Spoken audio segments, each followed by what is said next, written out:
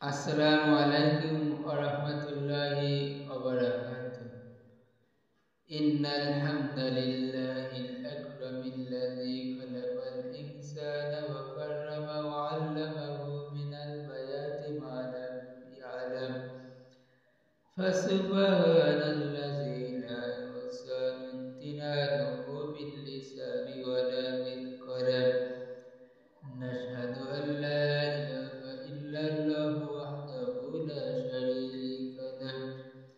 الذي أرسله بالحق بشيرا ونذيرا وداعيا إلى الله بإذنه وسراجا منيرا فقد قال الله تعالى في كلامه المجيد وفرقانه الحميد أعوذ بالله من الشيطان الرجيم بسم الله الرحمن الرحيم إن الله وملائكته يصلون على النبي يا أيها الذين آمنوا صلوا عليه وسلموا تسليما আলহামদুলিল্লাহ আল্লাহ তাআলার দরবারে শুকরিয়া আদায় করে তিনি আমাকে আপনাকে কিছু কথা শোনা এবং কিছু কথা আমাকে কিছু কথা বলার এবং আপনাদেরকে কিছু কথা শুনে আমল করার তৌফিক দান করবেন সেই মালিকের দরবারে শুকরিয়া আদায় সবাই বলি আলহামদুলিল্লাহ। দুরূদ ও সালাম পেশ করি মানবতা মুক্তি দুরূদ মুহাম্মদ রাসূলুল্লাহ সাল্লাল্লাহু আলাইহি ওয়াসাল্লাম। আমার ভাইরা পৃথিবীতে দেখেন আজকে বাংলাদেশে যে অবস্থা তৈরি হয়েছে, বাংলাদেশে যদি কোরআনের আইন না থাকে তাহলে এদেশে আবারও ফ্যাসিবাদের মতো এরকম অবস্থা হতে পারে। সুতরাং আপনি একজন মুসলমান হিসেবে আপনি যদি মুসলমান দাবি করেন অবশ্যই আপনাকে ইসলামের পথে আসা লাগবে। অবশ্যই আপনাকে দিন কায়েমের প্রচেষ্টা করতে হবে। আনাকিমুদ্দি ওয়ালা তাফাররাকু ফীহি, আমার জমিনে তোমরা দিন কায়েম প্রতিষ্ঠা করো, এই ব্যাপারে কোনো ইখতিলাফ তৈরি করো না।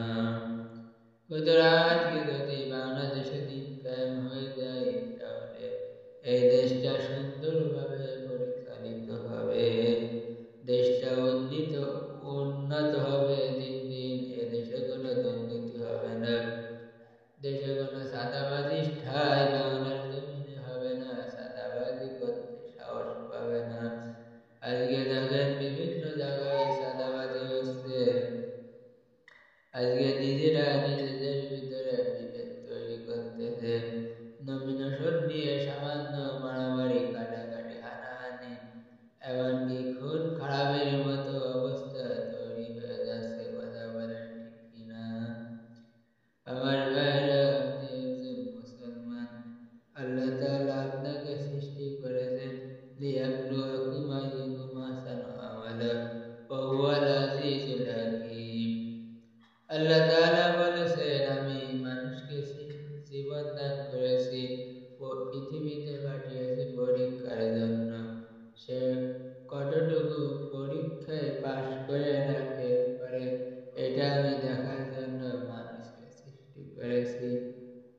আশরাফুল মাখলুকাতের ভিতরে সবচাইতে শ্রেষ্ঠ জাতি হলো মানুষ।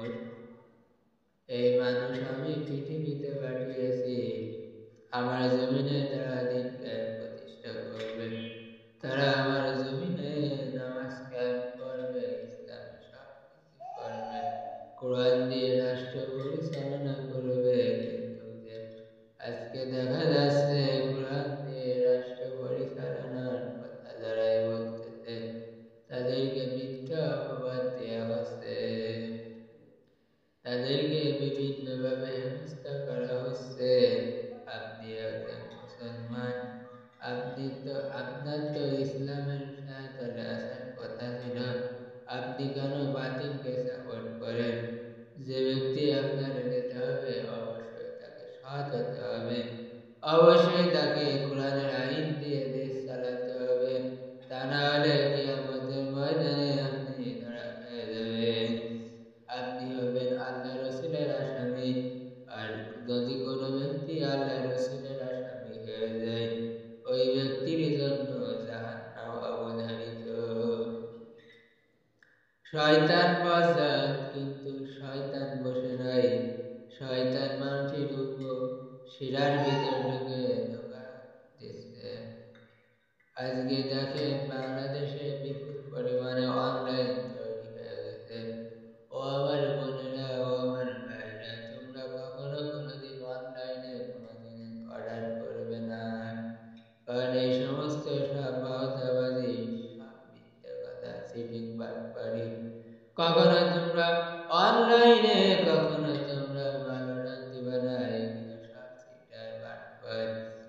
খবরদার, খবরদার, তোমরা অনলাইনে মাল কেনা বেচা করবা না, কারণ হলো তোমাদের কাছ থেকে লাখ লাখ টাকা হাতিয়ে নিয়ে তারা গাঁজা করছে, তারা বড়লোক হচ্ছে, তারা হুন্ডা কিনতেছে, হিরো হুন্ডা, হিরো বাইক কিনতেছে, এই কিনে তারা ভোট দিয়ে বেড়াচ্ছে এবং সমাজটাকে নষ্ট করতেছে। খবরদার, তোমরা অনলাইনে কোনো মালামাল কিনবা না।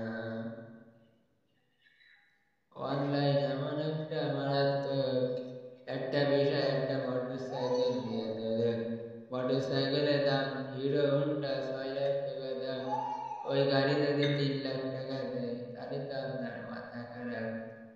এইভাবে করে করে ওরা অনলাইনে টাকা দিচ্ছে। আর আর এক গ্রুপ হলো কলম ম্যাগাজিন, দুনিয়ার মিথ্যে কথা বাটপারে কলম ম্যাগাজিন। অথচ এই শয়তানরা কলম দেয় না, মানুষকে ধোকা দিয়ে দিয়ে বোকা বানিয়ে আমার বেকার মা বোনেদের কাছ থেকে হাজার হাজার কোটি কোটি টাকা এই কলম ম্যাগাজিন দিয়ে তারা হাতিয়ে নিচ্ছে। খবরদার, সবাই শেয়ার করবে এই সমস্ত বাটপার